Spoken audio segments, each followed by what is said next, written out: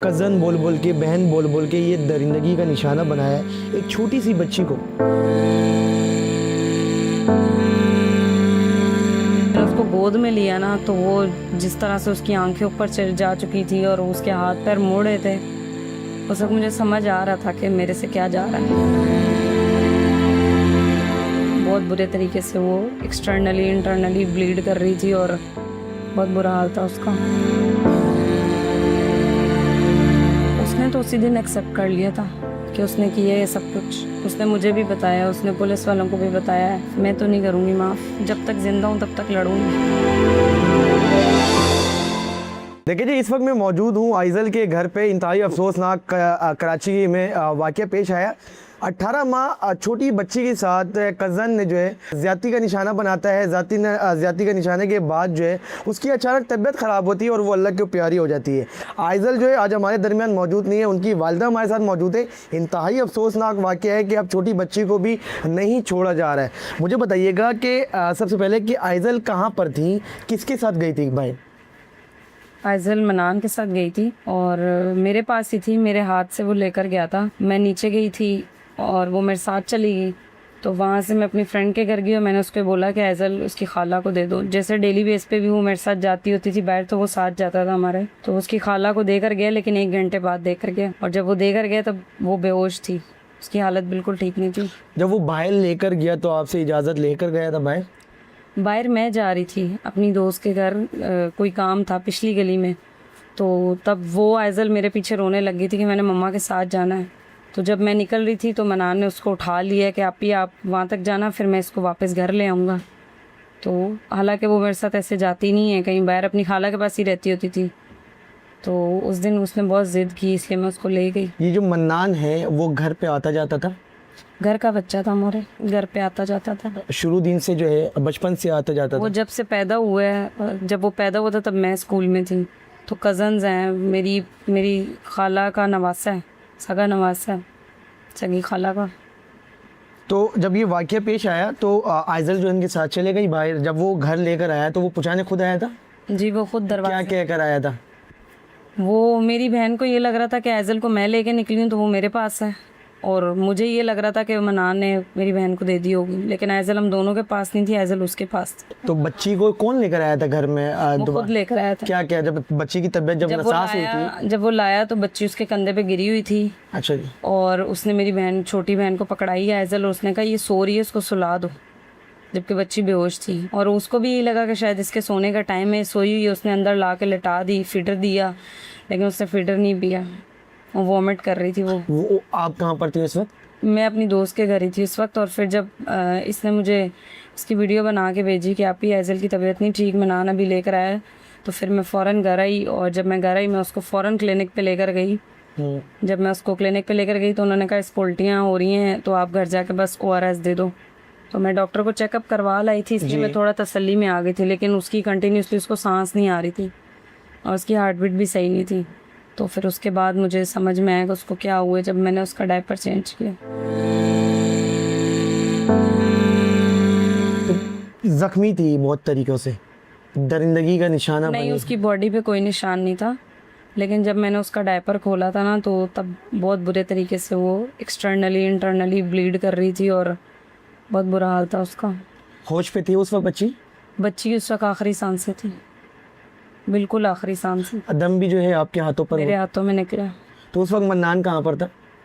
वो तो अपने घर जाके सो गया था बच्ची पकड़ाने के बाद। उसके बाद क्या हुआ जब भी आप हॉस्पिटल लेकर गई तो हॉस्पिटल वाले क्या कह रहे थे?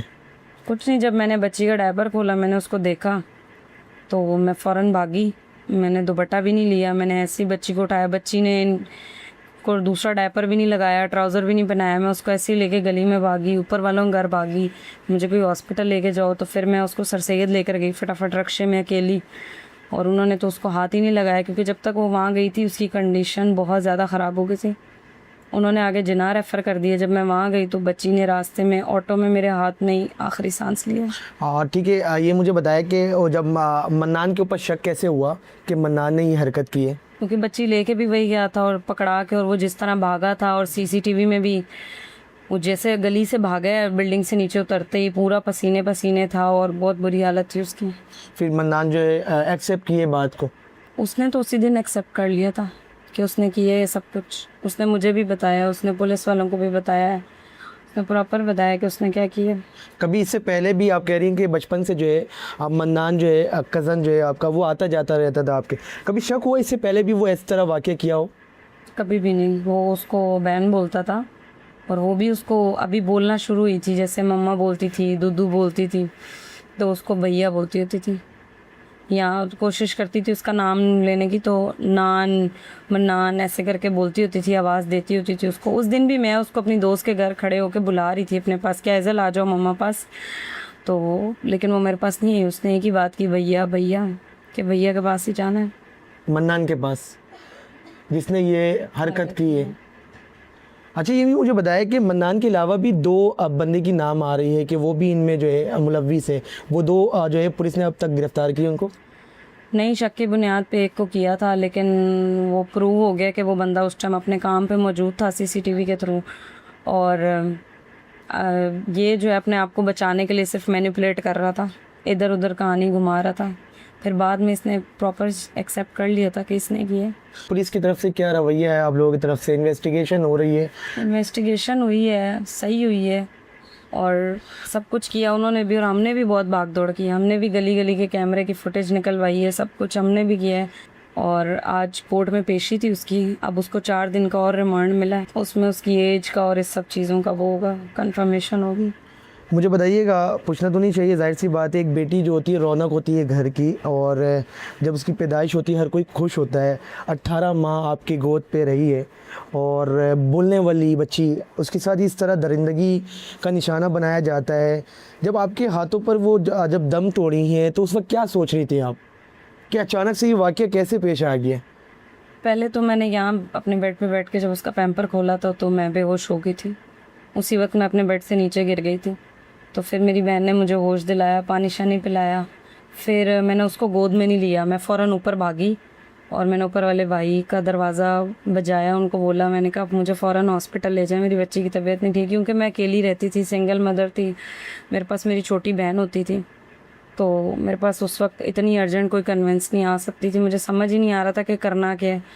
तो लेकिन जब मैं नीचे आई, मैंने उसको गोद में लिया ना, तो वो जिस तरह से उसकी आंखें ऊपर चढ़ जा चुकी थी और उसके हाथ पैर मुड़े थे, उस वक्त मुझे समझ आ रहा था कि मेरे से क्या जा रहा है, समझ आ रहा था। लेकिन जब उसने ऑटो में आखिरी सांस ली है तो मैं बहुत तड़पी थी, पूरे रोड ने मेरा तमाशा देखा था, मैं बहुत चीखी थी, मैंने बहुत आवाज़ें मारी, दाड़ें मारी कि ऐज़ल मम्मा को छोड़ के नहीं जाना, क्योंकि मेरे पास उसके अलावा कुछ है नहीं, कुछ भी नहीं है।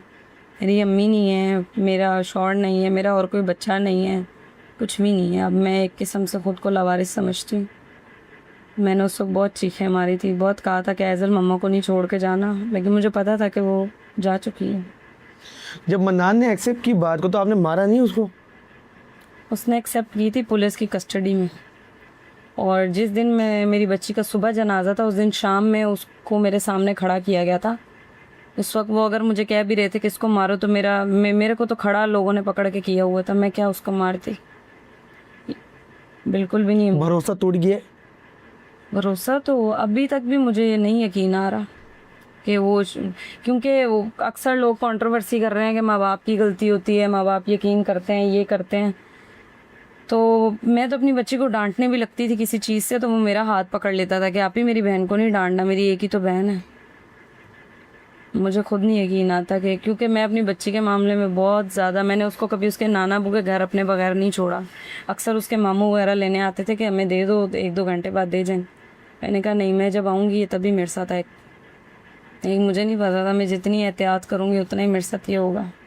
और ये लास्ट में बता दें कि जाहिर सी बात है, ब्लड जो है रिलेशन है, जो मन्नान लड़का है आपके कज़न है, उसको सज़ा दिलवाएंगी इंशाल्लाह? माफ़ी तो नहीं होगी? बिल्कुल भी नहीं, मैं तो नहीं दूँगी।